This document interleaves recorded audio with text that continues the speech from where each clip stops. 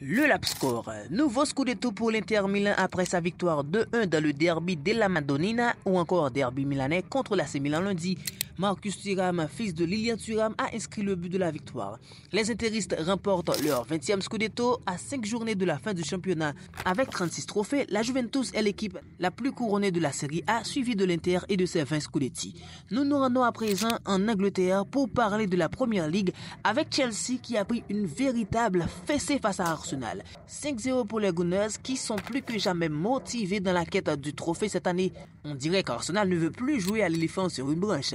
Pendant ce temps, les malheurs de Liverpool et de Jürgen Klopp continuent. C'est Everton qui remporte le derby de la Mersey 2-0, réduisant les chances de Liverpool de remporter la Première Ligue. Arsenal est désormais leader avec 77 points, 74 points pour Liverpool et 73 pour City qui est troisième avec 2 matchs en moins.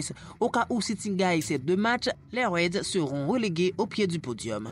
Xavi Hernandez va-t-il poursuivre son aventure au Barça? La réponse est finalement oui.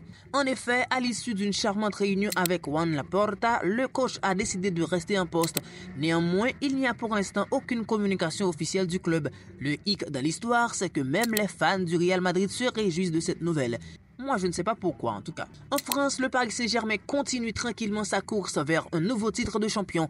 Mbappé et Dembélé se sont régalés ce mercredi face à Lorient avec un doublé pour chacun. Victoire 4-1. Désormais, le PSG compte 11 points d'avance sur Monaco.